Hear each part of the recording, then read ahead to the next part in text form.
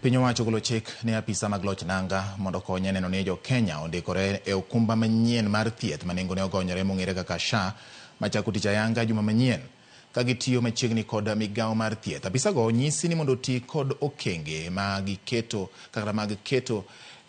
giketo e ndiko jopur e kinde mane sirikal pogo mbolea e pacho ka. Nyaka sani kwan ji maromo 1.6 osendikore ka igeto ji maromo 38 kapok oromo tarik 1 dwe mar 10 mar higani. 1st of October, when you go to hospital, you will only be treated if you have been registered. Kakoro dong mana ndalo 5 kende to okumba mar thieth manyien matayo thieth manengo no yweyo mong'ere kaka Social Health Authority chako tich. Sirikal medo keto kenge mag neno ni jopiny ondikore ni okumba no manyien.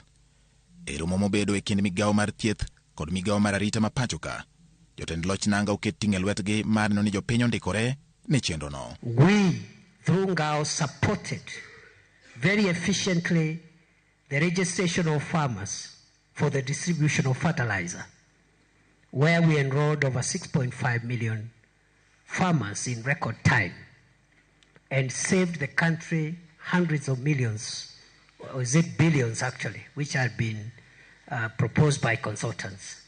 I am persuaded beyond doubt that we will deliver the registration of universal health coverage in record time and at minimum cost to the government of Kenya. Koyango nyalo mar apisa mag loch nanga kod tudruok margi mangin go machiegni kod jopiny. Jatend migawo mar thieth Deborah Barasa onyiso apisa mag loch nanga kochakore kod jolup ruodhi to kod commissioners mag counties mondo ne ageta mar ndiko udi 12 magin kwan jo Kenya 38 chopi motelo ne tarik 1 dwe mar 10 mar higani. We really need your expertise. So at this point, the priority again is to get all households registered and make contributions in readiness for 1st of October. So we kindly request that you engage through the village elders, chiefs and community health promoters on SHA rollout. Share the message at every public forum as well, and you can present it in the barazas, funerals, weddings, school events, etc. E kinde romo no mabendo yango ni nyaka sani kwan ji maromo 1.6 osendikore ne lai manyien mar SHA. Migawo mar thieth kod ndikruok ma kamano en gima ochuno ne jo Kenya mondo eka giyud chenro mag thieth e ute mag thieth mathurka.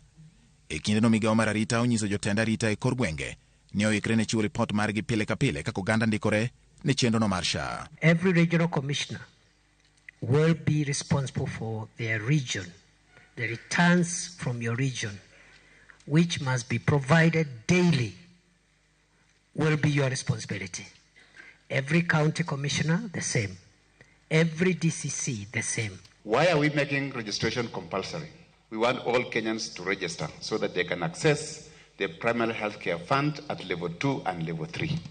So it is important that we register each and everyone. We will be able to know whether these ones are able to pay, or if they are not able to pay, it is the government who will pay for them. Mondo chenro no chop kare, piny owacho nyiso apisa mage mondo chiw lera ne jopiny kaka yor geng'o weche ma ok gin adier kotenore kod chenro mar thieth manengo no yweyo. There's a lot of things going on in social media that may change the vision of Kenyans. They will not understand that this is for their benefit.